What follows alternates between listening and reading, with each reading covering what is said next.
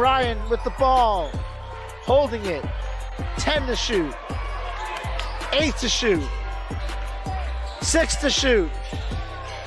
4 to shoot. 2 to shoot. Bryant, dagger! Good night, Columbus! I'll call it now!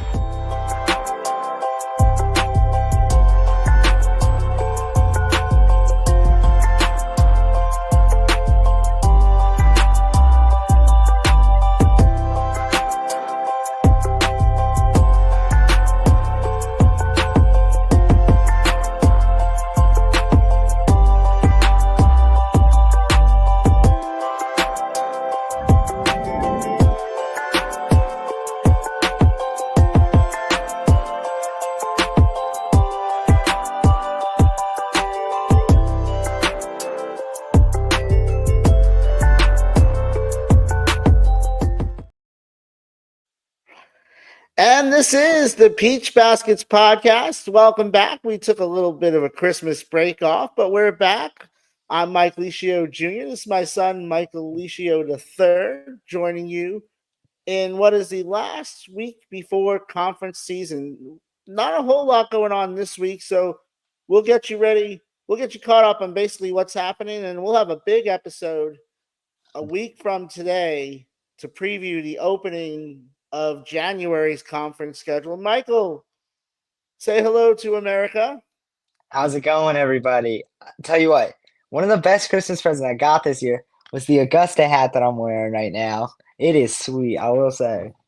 I was going to say, I'm representing the FPC Bulldogs. I will be calling their game tonight against Whitman Hanson Regional School from Massachusetts. So I get to check off another state that I've called games for a school from, and you're representing Augusta, and Augusta is the hot team in the conference. In fact, let's go ahead and pull up the standings here so everybody can see where we are right now as we are getting ready to go into conference season. This is now in order of conference record and then overall records. So don't take it with a grain of salt. Everybody's either 1-0 or 0-1. Obviously, Columbus State has the best overall record in the conference, and finally starting to get some love. And then North Georgia, Augusta found their way into the win column. We'll tell you a little bit about that game in just a little bit. But overall, things are rounding out. You see a lot more W's in the win streak column than you do L's, which tells you that everybody's trending in the right direction.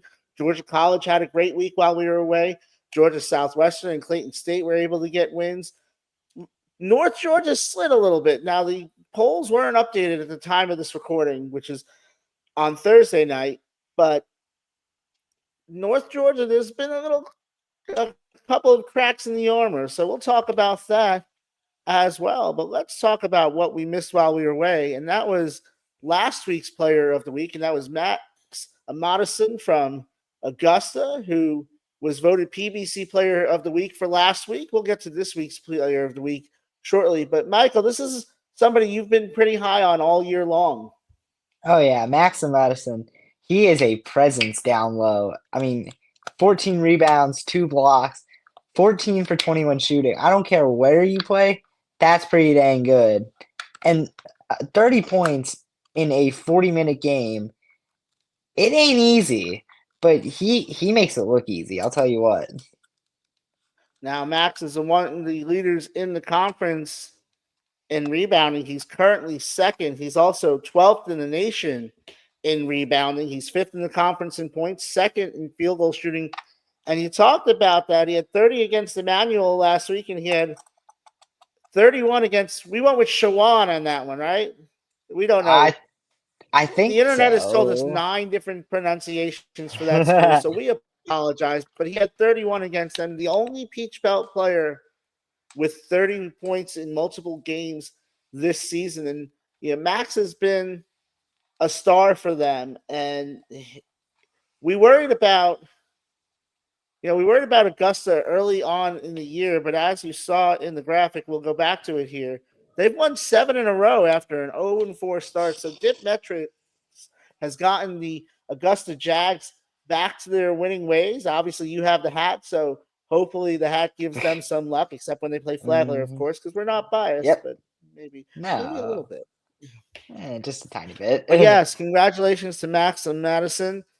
You know, we won't do it all. We're kind of at the midway point of the season, and I think if you were doing a Peach Belt Conference team, you'd obviously have him. You'd have Jared Adderton, Jalen McCoy would be in the running for that. I think, um, we Like a would talk dark. about Jalen Jordan.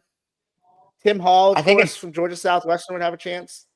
a dark horse candidate this year for Peach Boat All Conference is the Flaglers. There's Josiah Shackelford because lately these past few weeks he has been electric.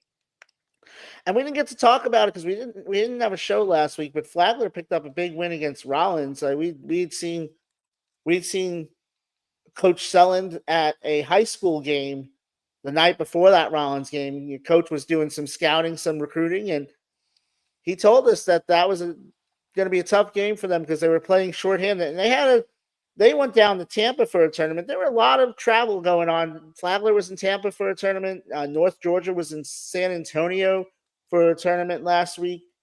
Normally that's what you see around the winter break. Teams get out and about and travel, but that was a big win for the Saints. But we'll see what happens as we go into the conference season. But yeah, I think there's a few guys we can talk about for all conference. And then if I had to give, I don't know if I could give a conference player of the year through the midway point.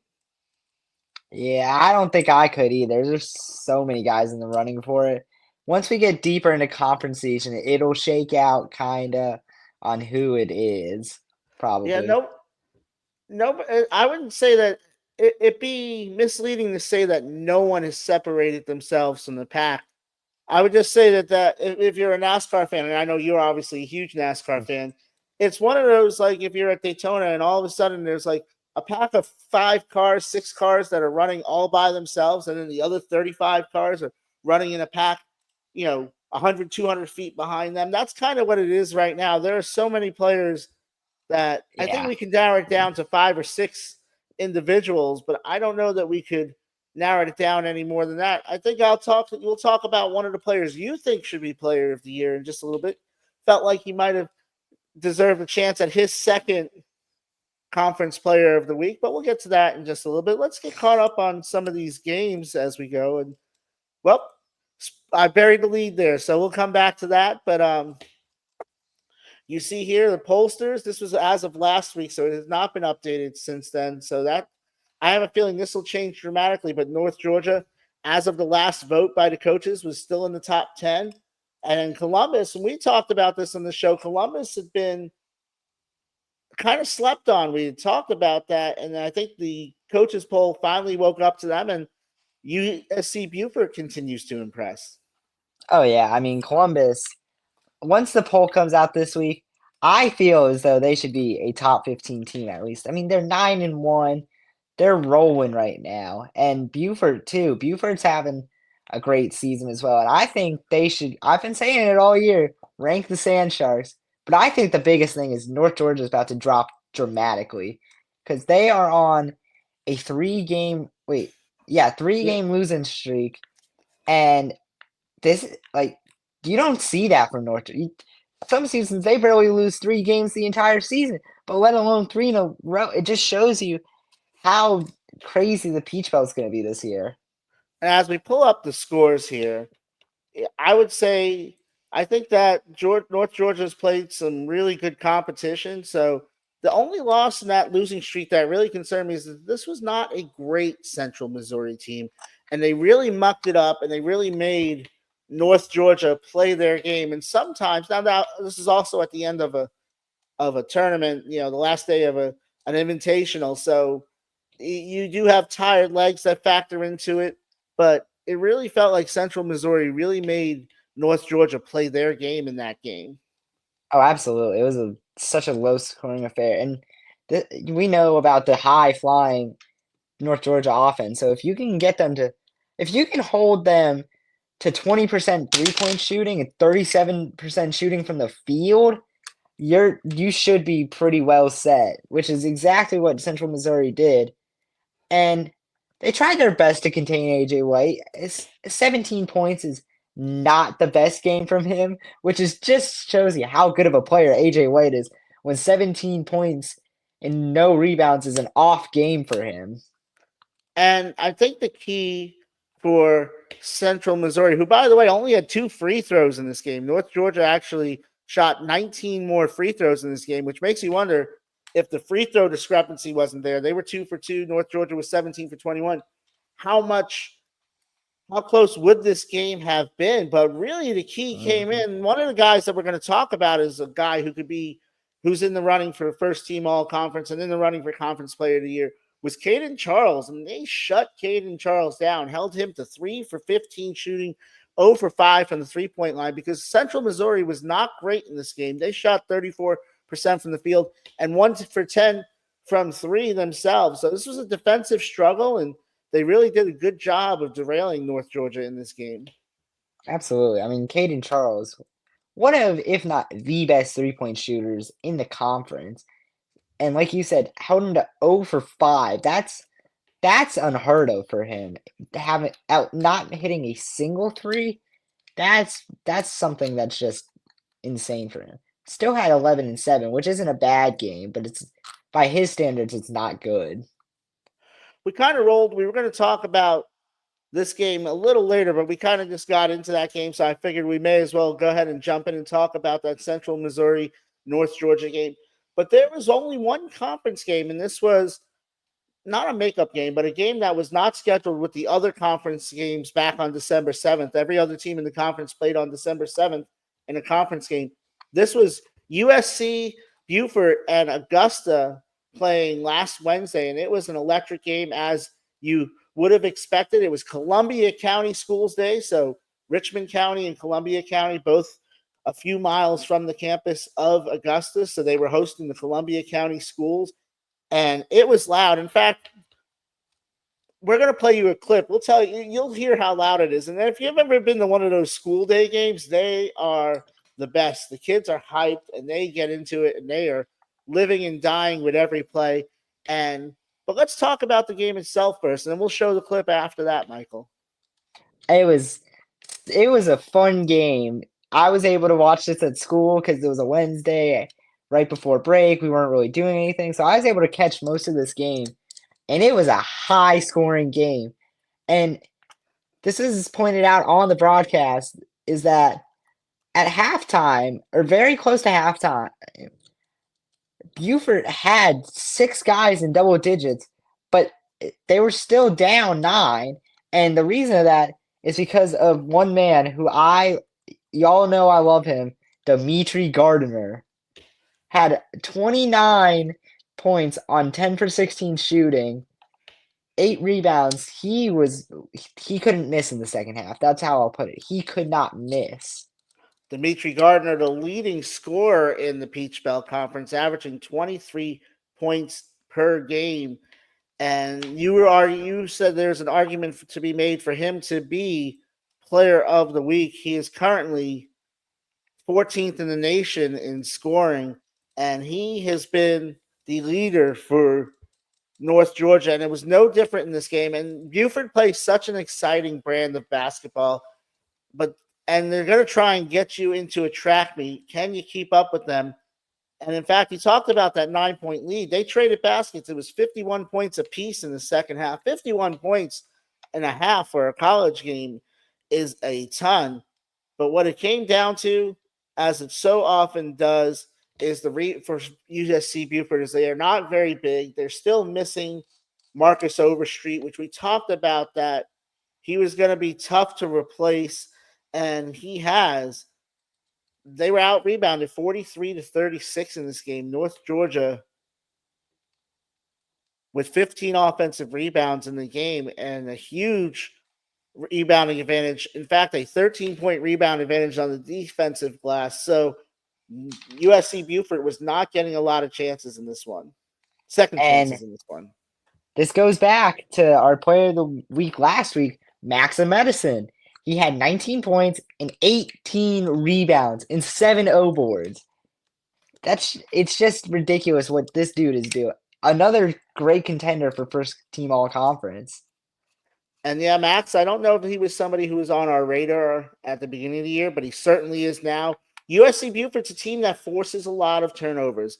They forced 16, which, by USC Buford standards isn't great. It's no coach is ever going to be happy with their team turning the ball over 16 times. But in North Georgia's case, if you can keep under 20 turnovers against, or see North Georgia, Augusta, if you can keep under 16 turnovers 16 turnovers. You can keep the turnovers down. You're going to win very often against USC Buford because that's where they get a lot of their points is off of turnovers. In fact, one of the rare games where they were outscored in points over turnovers, 18-13. So that was a big part of the story too. Oh yeah, absolutely. I mean, they just they just like couldn't keep. Oh my gosh, what am I trying to say? They couldn't stop forcing turnovers, but also they couldn't get anything off those turnovers because No, they they shot 30% from three, 40% from the field, which is just rough.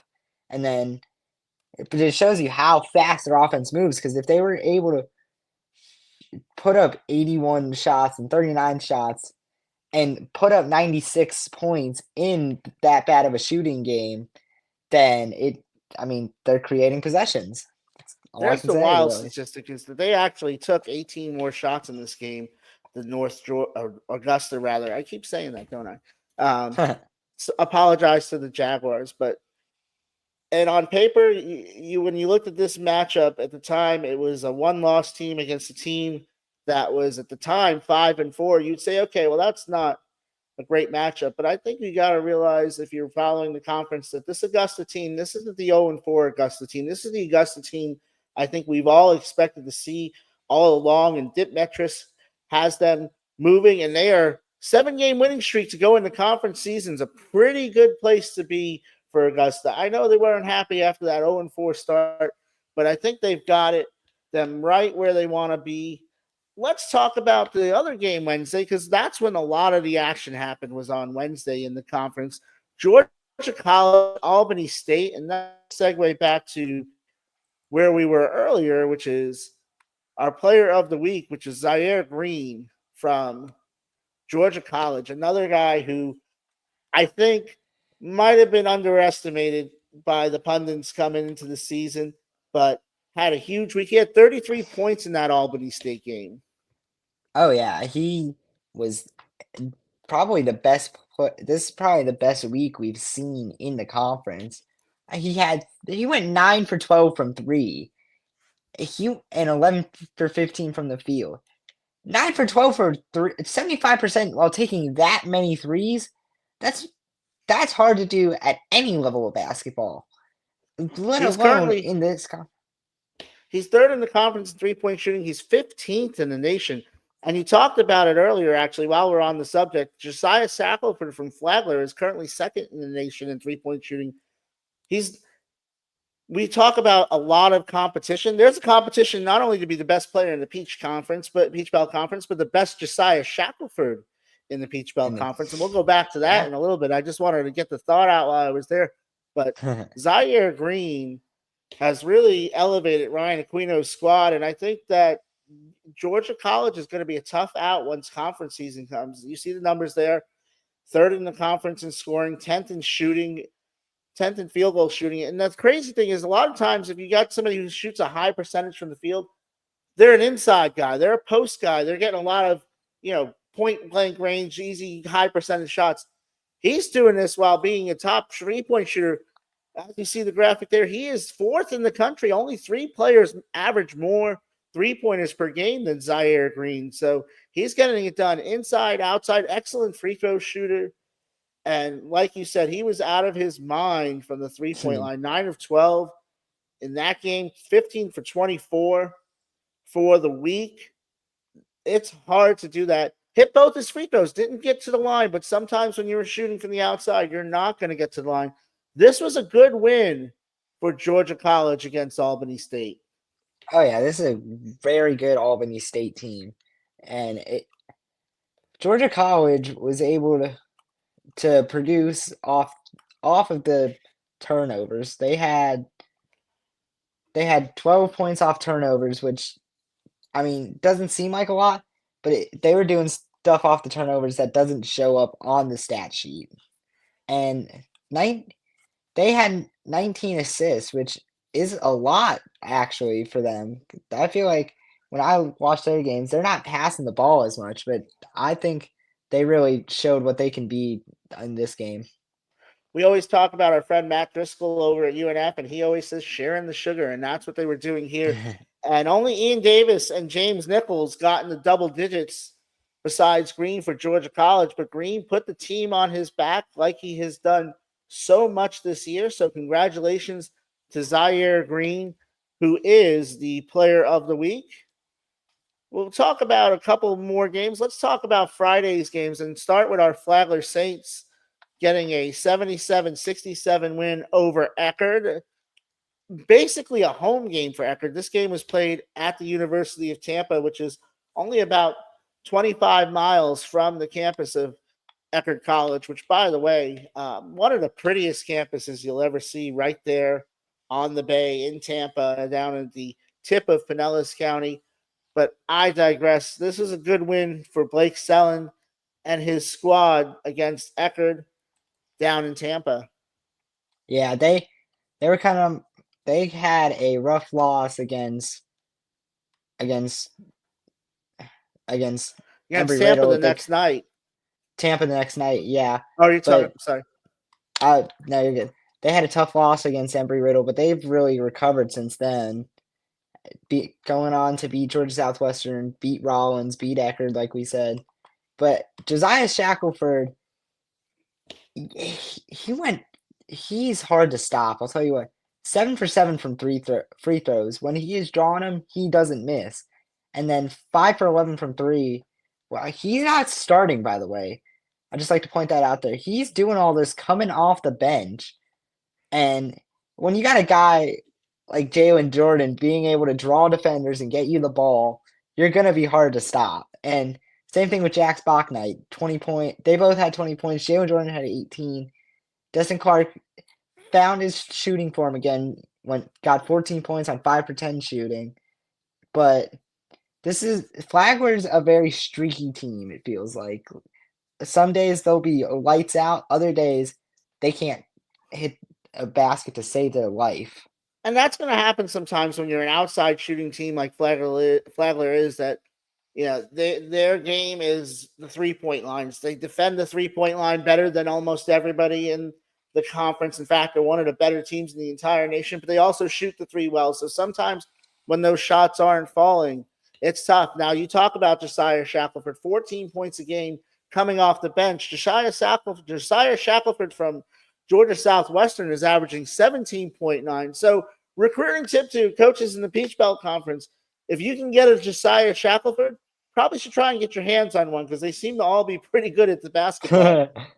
Oh yeah, I mean, we have a competition for the best Josiah Shackelford, and I mean, I wonder if there is any other Josiah Shacklefords in the NCAA or NAIA, mind you. And If they're if they out there, I do, know coaches are looking for them because if you're watching oh film on yeah, Flagler and Georgia Southwestern, you're saying I got to get one of those. oh You yeah, know, great and you name. talk about the Saints, Jack Night, steady as always. Jalen Jordan has an argument. I mean, Tim Hall would make an argument as well at Georgia Southwestern, has an argument to be the best big man in the conference. So, the Saints, they struggled at home. And that Tampa loss, it's a tough loss, but it's on Saturday night. It's at Tampa, so it's at a home game for the Spartans. And on the second night of the back-to-back, so I wouldn't look too much into that, but a good win for them. And finally, let's touch on the Georgia Southwestern Canes, who found themselves down with a big win over Fort Valley State on Wednesday. Oh yeah, I mean, Georgia Southwestern, they're having a great season. Yeah, And I, go ahead. I was going to say, the Canes are playing some good basketball now. They are back above 500 with that win. They've got kind of been up and down this year, but I think the Canes are starting to find themselves. And a big part of that is they have a 1-2 punch. Now, if they can get the other guys involved, which they were able to do against Fort Valley State, they're going to have a chance. But they always have Lars Nielsen and they always have Josiah Shackelford. So if they can get others involved, it's going to be a tough out against the Canes. Oh yeah. I mean, that duo is probably the best, maybe inarguably the best duo in the Peach Belt. But I want to give a shout out to Matt Ansa, who came off the bench, shot 4 for 14, but had 5 or 7 from the free throw line, and I mean, he came off, made an impact, had 5 rebounds, 4 assists, 4 steals. I mean, he just came off the bench and kind of just flipped this game.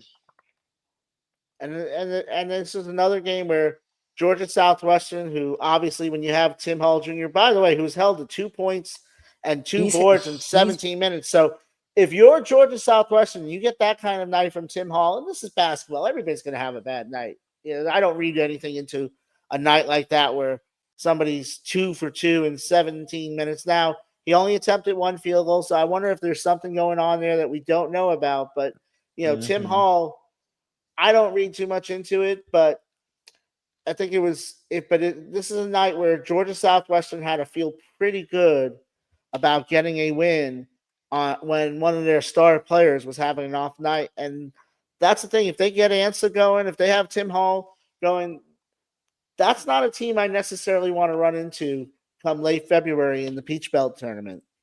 Oh, not at all. And you were talking about you don't want to play the hot team. This is one of the hot teams in the conference. Them and Augusta, maybe. Yeah, These Augusta's are, definitely the hot team right now, and I would say Georgia Southwestern. Georgia College is coming on as well. So let's talk about. It's going to be a quiet week. We're going to have a big, big week. In fact, no action again in the conference until next week. Then the fun begins on Saturday. But let's talk about. Lander will take on a very good Barry team, a team that I believe they've already played. No, they played Florida Southern. No, they did play with Barry. So they'll have a rematch yeah. with Barry down in Lakeland at Florida Southern on Tuesday. Columbia International makes the trip to Aiken on Wednesday. And we didn't really talk about Aiken this week, but Aiken had a game against Francis Marion. And tell you what, Francis Marion, I really do think they played everybody in the conference this non-conference season. It felt like they were basically back in the Peach Belt Conference, but they did. Jalen McCoy did what he does against against um against Francis Marion. This is a Francis Marion team that has kind of regressed to the mean because I thought we saw them at Flagler. I thought they'd be a pretty decent team, but they are 3-9. In fact, Oof. they have struggled pretty mightily and they've gotten beaten up on. And if you go back to that game against Aiken, they had 7 players in double figures, Yeah. and Rajon Blackwell had 8. So they were one basket away from putting 8 guys in double figures. Aiken's a very good field goal shooting team anyway, but they shot 60% from the field, 52% from the 3. And as you know, Francis Marion, not a very good outside shooting team. They rely on their bigs, and it was an easy game for USC Aiken. So I want to shout out the Pacers having a good week as well. We didn't get to talk about them much, but they will take on Columbia International in Aiken on New Year's Day. And then Thursday, the final non-conference games of the season. USC Beaufort will be headed up to North Carolina to Fayetteville State. Not a bad trip up 95. And then Middle Mm-mm. Georgia State will be at Columbus State.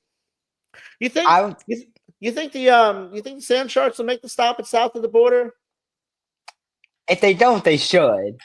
But it's a beautiful place. I'll tell you what. I love that place. Uh, It's Eh, it's for those who don't know, south of the border, I'm pretty sure a lot of people would know, but if you live in Columbus and you live in Americus and you're kind of on the western side of Georgia, you're probably not making that I-95 trip very much. South of the border is it's a throwback roadside attraction from the 50s and 60s at the North Carolina South Carolina border. It's probably past its time, but it's like stepping back in time to go there. When we went into the gift shop a couple years ago. I said that a lot of these gifts in the gift shop are probably sitting on the same ones that were sitting on the shelf back in 1990 when I went there for the first time. But it, it is on the way from Buford to Fayetteville State. So maybe we'll reach out to Coach Fadala and see if that's in the plans. And then Yeah, finally, a game that is a non-conference game. not It for won't long be though. not for long though. Yes, Middle Georgia State will travel to Columbus to take I, on Columbus State to close out the non-conference slate for the conference. mhm. Middle Georgia State. I'm very excited for them to join the We're conference gonna because we're gonna go in depth. I'm sorry I cut you off there. nah, you're good. You're good. Go ahead. We're gonna go in depth next week on each of these games. But is there one game that stands out to you in the opening slate in January for the Peach Belt Conference out of these 5 games here? I think it's going to be that Columbus State Augusta game. Columbus State, obviously 9-1. They're one of the best teams in the country right now, but they got to play those Augusta boys that are rolling right now. And I think that'll really show two of the best teams in the conference. And if they're pretenders or contenders, I'll tell you what, because come March and April, these guys, these teams could both be in the running for a conference championship, but we can know what that game's gonna look like based on this game. That is very telling that this could be, I would agree with you there, that would be a possible preview of the PBC championship game. I'm looking at our Flagler States making the trip to Dahlonega to North Georgia. You know, North Georgia has struggled. They've lost. They're going to come in having lost 3 in a row. It's a huge home court advantage when you get up there in Dahlonega. And so we'll see. This is going to be a big test for the Saints, and I think it's going to tell a lot about the Saints. And I don't want to put a whole season down the one game, but I think it'll be very telling how the Saints win or lose, how the Saints handle this game. So that's the game I'm looking forward to. Like I said, next week we'll break them all down one by one. We'll be looking to have a guest. I won't tell you who it is yet because we haven't gotten confirmation yet, but we'll be there next Friday. So going forward, the show will be every Friday from now until the last Peach Belt team has exited the NCAA tournament, and hopefully that's after the Final Four. We'll be going every week. So to everybody out there, a belated Merry Christmas, a happy Hanukkah, a joyous Kwanzaa, and we'll talk to you next year. This is Mike Licio Jr. and Mike Licio III. Follow us. Our Twitter handles are right there. Michael's is the same on Instagram. My Instagram handle is my name. Like and subscribe on our YouTube channel and follow our Facebook page. This is Mike Licio and Michael III signing off on the Peach Baskets podcast. Y'all have a good New Year's.